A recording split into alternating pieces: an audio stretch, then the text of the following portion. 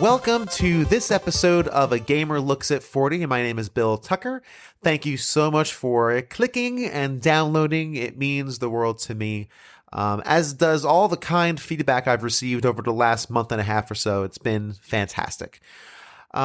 This episode is exciting for me because this is what this show was initially designed to be. I love the big topic episodes, and the interviews are great, and all of the different types of work I've done on this so far has been very exciting and invigorating.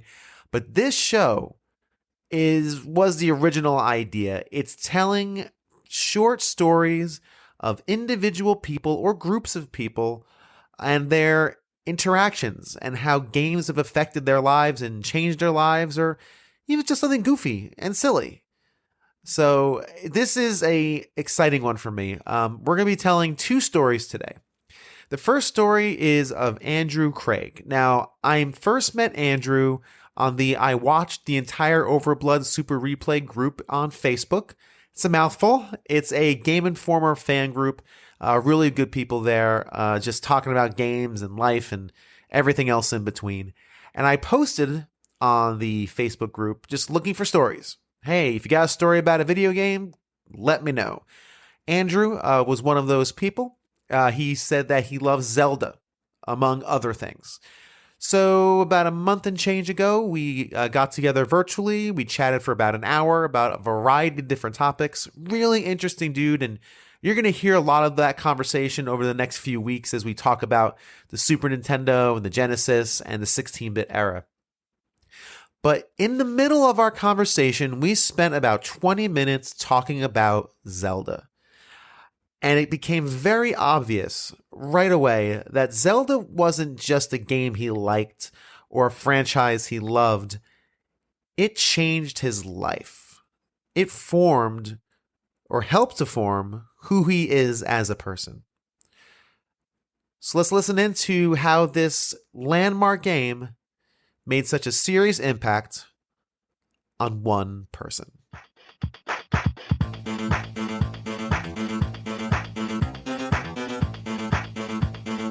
Any games in particular that really just struck you during that time? Well, the one that I'm kind of here to talk about. Go for it. Which is The Legend of Zelda. Ah, yes. The Legend of Zelda. A lot of people feel like they have a personal connection to this game, and that's completely understandable because it has sort of echoed generationally since then. But this game is a game that changed my life. It rewired my brain, and so much of who I am now is attributed to my experience with Zelda. Wow, that's cool. Zelda is such a classic, timeless classic. What about it do you think really impacted you? Well, first of all, I first found it because I was at a sleepover at my buddy's house on his birthday, and I can tell you the date of this sleepover because that night the Call of the Simpsons episode of The Simpsons aired for the first time. Nice. So, like, I can lock this into February 18th of 1990. Wow. And everyone else went to bed early. I've always been a night owl, and so I was going through his NES collection, found that gold cart. And that thing stands out. It doesn't matter how many great games you have. If you have a bunch of NES games lined up, that one's going to stand out for obvious reasons. And so I popped it in. I played for about 20 minutes before his mom caught me and made me go to bed with everybody else. So my birthday was about 2 months later, and I made getting Zelda the goal. All my birthday money, I did extra chores to earn extra money so that I could save up the cash necessary to get it. And the day came, I went and got it from the Target down the street from my house, came home, put it in, played for about an hour and a half, and then had the crushing realization of what that game really is. Oh no. It is not a game designed for 8-year-olds. No, it certainly is not. Oh no. And I went to bed in tears. Like, I am the kind of person, I've always been the kind of person who really considers every move that I make. And I realized that I had just lost months of my life, which when you're 8 years old is a huge span of time. forever. Yeah, because that Yeah. was the game you were going to get, and you said you paid for that game. That was your game. Well, and you when you were a kid back then, you got 2 games a year. You got one for your birthday and one for Christmas. Right. Yeah, And that was the one you got. Oh no. that was the one I got, and now I've got, 8 months until the next one. This is the world I'm living in. So I went to bed in tears and then woke up the next day with a new resolve. And this is where the game changed the way that I think forever. I went and got graph paper and spent the next 3 months mapping out the entire game. Oh my god. Every That's screen, testing every bush, figuring out what every enemy was weak to and what the best strategies were, and put together about a 60-page tome. that is incredible. That's amazing. You were writing players guides before there were players guides. Well, there were, but you were writing your own players guides. Well, and more than anything, I was doing the two things that I've since spent my adult life doing professionally, which is discovering systems and problem solving and drawing. That's amazing. That is amazing. It's almost like, and I've actually this has come up with other people before in this kind of series, how games were edutainment without even trying. You learn skills, like you learn genuine life skills through Oh, that experience absolutely. of mapping that out without even thinking about it. And even now, in my professional life, I've spent most of my adult life being an artist who is expected to solve problems and adapt based on the struggles that are put in front of us. And That's all of those yeah. skill sets and the love of doing that came from Zelda. That's incredible. What an incredible accomplishment, really. And with this, were you able to complete the game? How far did you get? I'm assuming you finished it. Oh, I finished it multiple times. And then Right, it became right. sort of a life goal to every time a Zelda comes out, I have to get it, I have to beat it, I have to 100% it. Have to. That wow. Even dare I say Breath of the Wild. 100% it. Wow, get no, come that. Congratulations, man. That's not I'm a game I'm you wow. yeah, that's not an easy one to do. That took a long time, but Yeah. that's what I do. I That's awesome, man. I'm gonna ask you the dumb question because I really am genuinely interested. What would you say your favorite? We'll start with favorite. What do you think your favorite Zelda game is? Link's Awakening, by far. It is. That's so interesting. I just recently recorded a podcast with Mike Alberton from the Overblood group on his show about Link's Awakening, and I played it for the first time 6 months ago, and I love that game. That's a top three for me. Did you Man, did that you what play the remake or did you play the original? the original, the DX, so the Game Boy Color edition. Yeah, so I did not play the remake. I was like, nope, I want to play this as close to the original as possible. I like That's The how I like original one's to the roll right them. one to play. It is Is it? fantastic. It's beautiful, it's melancholy, it's everything that Zelda does right. Yeah, it's dark and it's interesting and it's sad but joyful. It's really just a gorgeous little game, and it's definitely yeah, it's a top three for me. Top Yeah, between top even three and five depending on the day. Yeah, but yeah, I still have my original Game Boy, and on the front of the Game Boy is a series of arrows drawn on in Sharpie, and those are the directions through the final dungeon. that is insane. They Oh, will forever be there. They are forever marked as part of the history of that Game Boy. that is awesome. I want to talk a little bit about Link's Awakening. What about it? You played it, I guess, as of the time, clearly, because you were drawing arrows on your Game Boy. What about it still resonates with you as an adult? Well, like I said, I think that it takes what makes Zelda so great, which is a formula and the sense of discovery, the sense of adventure behind it. But I think that it frames it in a unique place in that it's not about the struggle against a villain, but sort of a struggle against the environment that you're in. Mm-hmm. And I Yeah, really love the idea that it is, like you said earlier, it's sad but also hopeful. And I think it has just a banging soundtrack. Yeah, soundtrack's phenomenal. It's so good. Every That every was, song. yeah, especially the staff roll at the end is just a great Hmm. take on the actual like Hyrule theme, the Zelda theme, the one that everybody knows. Um, Years later, I worked as part of the crew responsible for Symphony of the Goddesses, the concert series based on Legend of Zelda, Oh wow, yeah. with an orchestra, and Uh huh. that was my big push. Like my big thing every time I got with those guys was just, guys, we have to get Link's Awakening in here. This has to be part of it. Yeah. And so it was a big Wow. triumph when we finally made that happen because it is just so good. That's surprising how underappreciated that game is. Even for me, I've played, I would say, most of the Zeldas, not all of them, and there are some big holes in that catalog. But Link's Awakening was one I just kind of, there's the Game Boy one. I didn't really think much about it, and Yeah. then Well, fast forward, yeah, it's six, yeah. it's sandwiched between A Link to the Past and Ocarina of Time, I know. which tends to be the argument with Zelda fans is either one of those is the greatest Zelda game ever, or the other one is.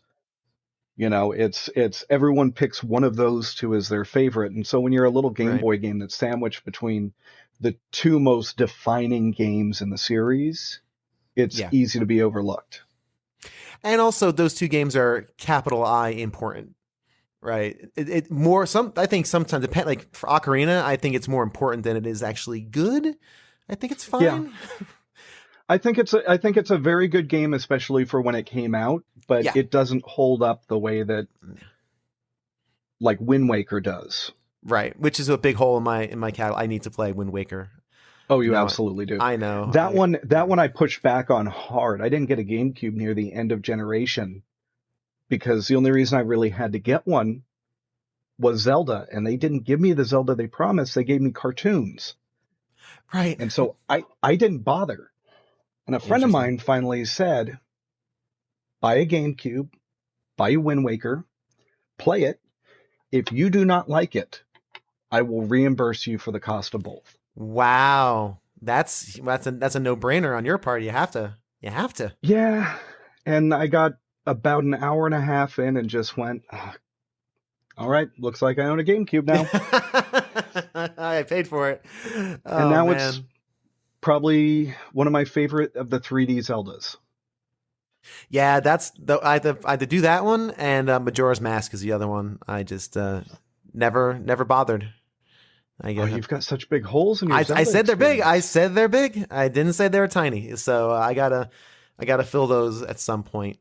Um, yeah. So what would you say? So I think that's an excellent choice, and I actually know other people who would agree 100% with you. It's amazing um how deep the fandom of Link's Awakening is, especially from people who played it of its time, contemporaneously. It's amazing how passionate people are about that game that a lot of people don't really think about when you think about the legends of the Legend of Zelda. It's a really the people who love that game adore it. That's what's interesting. Yeah, well, I mean, I hate to say it this way because it's not really accurate, but it's kind of the Terminator 2 of the Zelda series in that it's kind of quiet and insulated in its own thing, where the other ones were all sort of these big bombastic things. Two, when you really think about it, it's those three people together for the entire thing. Mm-hmm. Yeah. It doesn't feel as epic and giant, even though the action's huge. Yeah. There's a lot of little personal stories in two. Yeah. There's a lot of time with Arnold and a kid. Yeah. That's Yeah, well, and where it doesn't feel like the world is on your shoulders mm-hmm. as a character. It's just sort of this nice little side thing. Interesting. Yeah, I thought it was really it's a very interesting game. I yeah, again, I feel I just talked about I just talked about it like 3 weeks ago with games my mom found, but man, no, it's a great game. It's a good play. Now if you had to pick a number two on this list, we'll kind of do it this way. What would you say that number two would be? That one's a much harder question to answer. Um, Especially because when we get into the number twos, I mean, I'm my tendency is to lean towards Wind Waker. even more Okay. than Breath of the Wild, just because I think that there's so much charm in Wind Waker.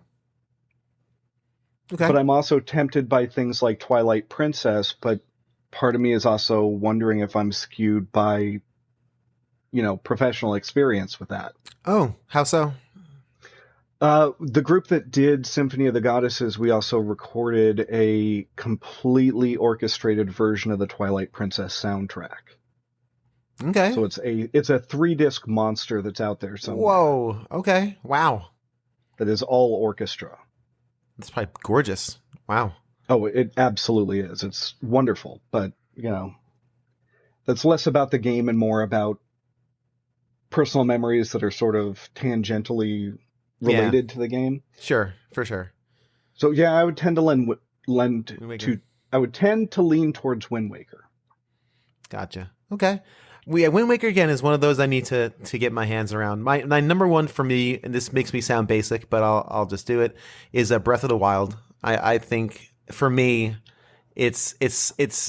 I know some people say it's not a Zelda game, quote unquote. But I Oh, it love absolutely is. it is, and I love the fact that it tosses aside a lot of the Zelda conventions, and it just makes exploration so fun. As everyone knows, the source of the Legend of Zelda, you can correct me if I'm wrong, was Miyamoto wanted to simulate what it was like to kind of roam the countryside and just go on these wandering adventures. And I think Breath of the Yeah. Wild is the culmination of that dream. That's Oh, what that game. absolutely. And Yeah. the things that they changed with Breath of the Wild that weren't constants in the Zelda series before that were not the things that define them. Yeah, great. Yes, excellent point. The Yes. games are defined by their sense of adventure and exploration and figuring out the world that you live in. And Yeah. that's Breath of the Wild, like that's what it is in its purest form. Yeah, and I even like the breakable weapons. I like them. I think they're kind of great. I love the Oh, they concept. drove me crazy at the beginning. At the beginning, it's tough, right? Because once you lean into it, though, for me, I'm like, oh great, I don't have to hold on to this. It was very freeing. I'm like, I don't need to hoard everything like I do in every other game for that slim chance I'll use it. The designer said, here's some toys. Play with the toys. They will break. We'll give you more toys. It's okay. You have plenty of toys. And That's exactly what drove me crazy about it, see, though. interesting. As a completionist, Ah, yeah, I have to keep like I'm that yeah. person who plays through the entirety of a Kingdom Hearts game on the most difficult setting and never uses any of my potions or ethers or anything. Interesting. See, And that. so Yeah, go ahead. Sorry. you have to sort of retrain yourself not to do that with Breath of the Wild. But once I got over Yeah. that initial hurdle, it was a blast. Oh, there's nothing more joyous. I don't say nothing, but there are few things in games more joyous than picking a point on the horizon, saying I want to go there, and realizing that if there's nothing interesting over there, something interesting is going to happen on the way. Along Oh that yeah, route, there is absolutely. something cool or interesting or neat or discoverable or collectible. That is just so priceless. And I cannot play a Well, game now. Yeah, go ahead. Sorry. and the feeling of standing at the edge of a cliff and suddenly a dragon flies by, Well, yeah. and you're just like, what the hell is that?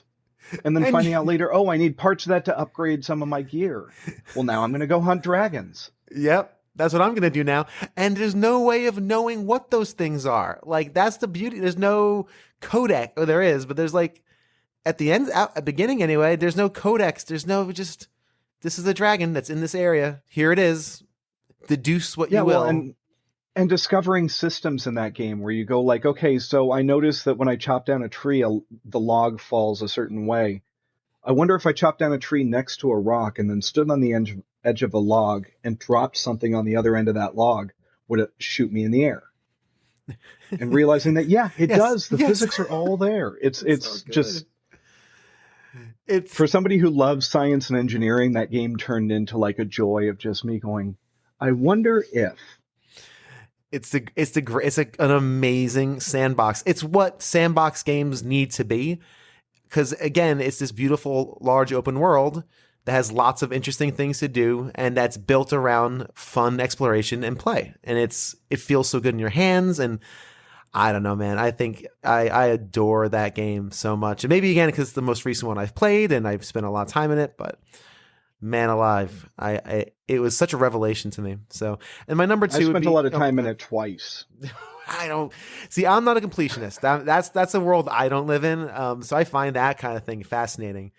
And I did it on Wii U and then okay, realized, well, I'm going to have to do all this again on the Switch. Screw it. I'm going to get a Switch. And went and got a Switch and did it all again. And what was your number two? Oh, my number two would be Link to the Past. It's just a good top down, the Link to the Past, and then my number three, if it's not Link Awakening, it would be Link Between Worlds because I love that game, and I think if you think Link to the Past is your favorite game, then Link Between Worlds should be your second because it's just Link to the Past with a slightly better mechanic for going between light and dark worlds. So and a slightly cuter art style. Exactly. I am a sucker for cute, so that's good for me. But yeah, Link's Awakening can really be in that 3 slot again, depending on the day. So yeah, what about you for number 3? Probably either Breath of the Wild or the original. And the original, you have so much connection to, so that's yeah. Not well, easy. And the original is still a thing that I pull out every once in a while, just because. I know it so implicitly at this point. Like when you're 8 years old, you're at that perfect age where you just soak everything up. And so I just remember everything because I lived it for 6 months. And when you're 8 and you live something for 6 months, that's just living rent free in your head for the rest of your life. Let's go back to the NES real quick. Obviously, Zelda was a huge formative game for you. Was there anything else that really connected with you during that time? So many. I don't know if it's clear or not, but I'm kind of game culture is kind of my thing. That's fair. I've got, what am I up to? I think I hit 230 platinums on the PSN last night. Man, I don't. Gaming, good for you. That's awesome. That's awesome. There are a few people in the Overblood group that are trying to catch me. Wow, are you? But I think I'm still reigning champ. Your tops? I think so. As far as I know. That's pretty great. I am the complete opposite. I don't even know where the achievements are. I just kind of like, yeah, I don't know. I play them until I'm done, and then I'm done. I don't know, that's just how my brain works. But I think that's amazing though. People who 100% things and go through that. Go for that huge challenge is awesome. That's just. But so cool. much of that was born in Zelda. That mindset, that mentality, I have to figure this whole thing out, understand the systems, and do everything. It's almost from Zelda. It seems like it's almost like solving a puzzle, right? I need to. Yeah, well, and that's what I deeply appreciate about it. Right. Is Zelda? Zelda was the game that taught me that I loved puzzles, and I loved being challenged, and that a challenge wasn't something to fear, but something to help you learn and grow. Yeah, something to embrace. Interesting. That's really cool. Professionally now, a big part of my job is saying, everyone thinks this is impossible. Find a way to make it work. There you go. And that mindset, that mentality that allows me to do that came from Zelda.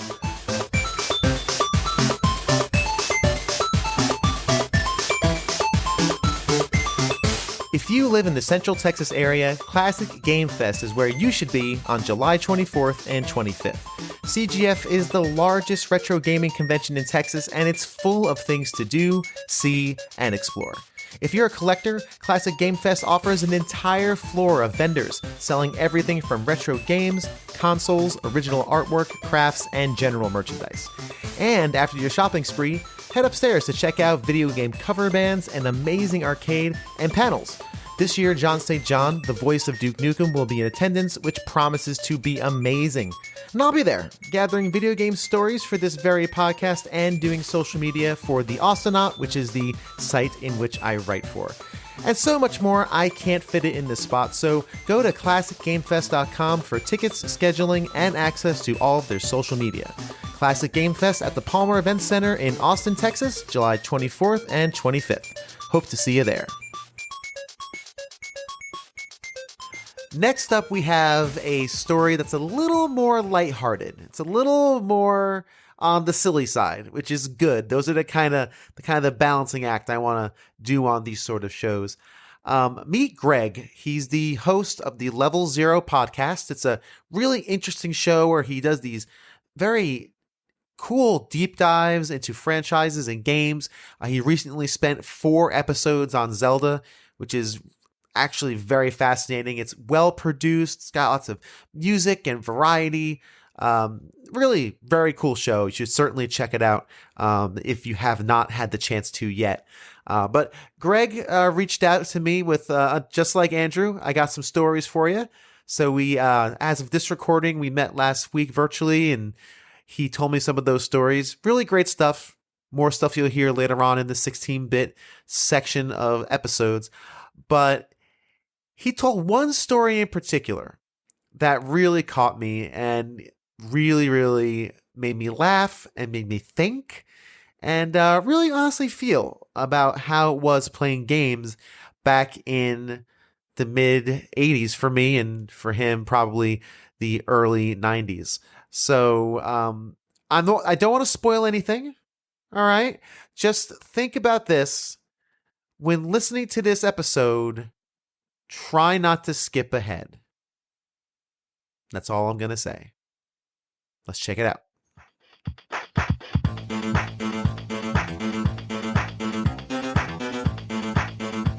I am about to tell you, Bill, my most embarrassing moment in all of video gaming, and it has directly to do with Link to the Past. Oh, I cannot wait. I've got to tell you, because I was telling you, I'm 6 or 7 years old when I'm playing this game. Go for it. I've got friends that are also into video games, but nobody seems to have Link to the Past or has gotten as far as I had, past that hump into the dark world. And I was further than my older brother's save file, and so I was pretty left on my own at that point, trying to progress through this game and figure things out. And what is insane about Link to the Past is how well it is how clear it is with what you need to do next. And it's insane, like, without reading any dialogue whatsoever, you can just look at the map and say, I got to go over there. Okay. And then it says 1, 2, 3, 4, 5, 6, 7. Like, so I'll just do these in order. Like, this is pretty simple. You just navigate the map. But there was a point in the game that was absolutely not intuitive. And this leads up to my problem of being a 6-year-old kid who did not want to read anything in a video game. I didn't want to read anything at school. I didn't really want to read anything in a video game. Link to the Past hands you a lot of dialogue. But it's not important to read because you know what to do from the gameplay. So I skipped everything as fast as I could. Oh. The second dialogue came up, next, Oh, for no. everything in that game. Everything. Oh, no. And it was fine. Like, I was progressing further than my friends, further than my older brother. I got this until I got to a point where I got stuck. And I had no help. And I had no internet. And I had no walkthroughs. And I had no clue what to do next. Until I finally found some guy that is standing in a stump in a clearing, and he hands you a shovel. Right. I don't know what he said. Yes. He said something, but he handed me a shovel. And I knew up to that point that you use the items to progress in the game. So Right. I can dig. And I realized that I have skipped over the instructions of what I am supposed to do with the shovel. And I'm pretty sure I cannot get to the next dungeon until I figure this out. Oh, And I was stuck. Very, very stuck in that game. Nobody to help me and nothing to do. On an island. On an island, all alone, with no choice but to shovel the ground everywhere. Everywhere. So I would spend 45 minutes just shoveling everything. The whole map, as much as I could. Because surely there's something to do with the shovel. And nothing. And I got more frustrated and more frustrated and more frustrated. And eventually, it led to a big meltdown, which you've got a 4-year-old. You know what it's like when a 4-year-old is melting down at a video game. It's not fun. As a parent, it's kind of like, why am I letting this kid even play this game? This is not good. I, had a big temper tantrum. And my mom, being as wonderful as she was, she said, what can I do? And I said, I honestly don't know. I don't know what to do next. I have no idea. But I do know in this box, it says on here that you can call this number. Yes. Yes. I somehow, some way managed to get my mom to call that number and help me get past this point in the game. Oh boy. So she dialed the number and handed me the phone. And I said, I can't. I have no idea. I can't talk to this. I can't talk on the phone. I'm a 6-year-old. I have no idea. Right. So I refused, and it was ringing and ringing, and then finally, hello, hello, hello. And my mom had to talk to the person. My son is stuck in this game. He doesn't know where to go. And slowly, I was able to explain to my mom where I was in the game, what I was doing, what do I do with this dumb shovel? I have no idea. And she would slowly relay it to the guy on the phone. Meanwhile, collecting minutes every single, oh my gosh, collecting dollars every minute on the phone call, right? And then finally she said, okay, well, you're talking to him now. Just you talk to him. And I said, no. So my mom had to keep talking through, going back and forth, talking through me. Finally, she was able to relay. The guy says on the phone that you're supposed to go into the light world. And you're supposed to use the shovel to look for a flute. And I was like, that makes sense because this is where the guy was that was blowing the flute. And finally, with the guy on the phone, I was able to find the flute, which just looks like a blue ocarina. And that was what I needed to progress in the game. Oh my gosh, that is amazing. You're the only people I know who actually used the helpline. I had no choice. You had no choice. Use that or restart, and do it all again and actually read what you're supposed to do. Exactly. Now, do you know how much that cost? I'm obviously as a kid you didn't, but that is a good question. I never followed up to ask what the bill was. No, you're probably too embarrassed. Too afraid. Yeah. I have since asked my mom about it later, and she honestly doesn't remember. There were 4 of us kids. She was like, yeah, I guess I did do that. And I'm like, yeah, but you call the hotline because I forced you to. Yeah. What else was she going to do? She had a panicking child. Yeah, that's amazing. How funny. Then first person I've ever heard who actually called the line. Do you remember offhand how long that call was? Just kind of roundabout? I mean, it had to have been at least 15 minutes to try to communicate 15? Where I was and get to where. And I'm pretty sure looking back that really is a sticking point. Like the guy that gives you the shovel does kind of tell you hey, it's in a clearing with animals. And it's pretty clear if you just read the text what you're supposed to do. But I also think that people got stuck because once you get that flute, you have to play it in front of the little statue in the village. And then you get a goose that then can fly you around the map. Right. And that's kind of like the fast travel. And the way that the guy was able to relay what I was supposed to do led me to believe that surely other people got stuck here. Yeah, this is probably not an uncommon choke point for a lot of kids. Man, so you figure what $3 a minute? How much did they charge for that dang thing? Man, that was probably $50. That's crazy. How funny. I guess it could have been. Yeah, if it was a couple dollars a minute, that got to be a couple bucks a minute, 15 minutes. Figure out 40 something bucks. Embarrassing. Oh, that's amazing. That's what. Honestly, good for your mom for realizing. You know what, my son needs this, and this is this thing he loves. It's gonna be $50 to get me through this, but you know what? He's worth it, right? And that's awesome. Really, kudos to your mom for going that mile. For real, a real hero. Yeah, seriously, for sure. And man, next time. Read the captions. Read everything. You would think that Did you learn? Have I learned my lesson? I will now read every dialogue box that comes up in a video game. Bill, the answer is no. I absolutely hate reading dialogue in video games to this day. In my 30s, I honestly don't, even when it's a spoken with audio. But it is a dialogue-driven game, like say Mass Effect or Dragon Age.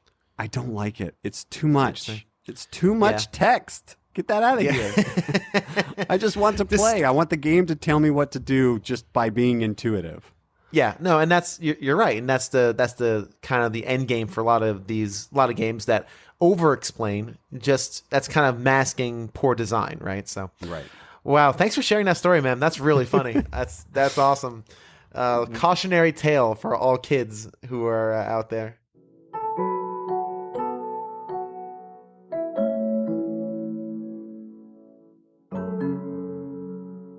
Thank you so much for listening to this edition of A Gamer Looks at 40. Thank you, thank you, thank you. It's been a blast so far, and I can't wait to continue telling these stories. So if you have a story, please, please, please email me at agamerlooksat4040@gmail.com or send me a direct message on Twitter at agamerlooksat40.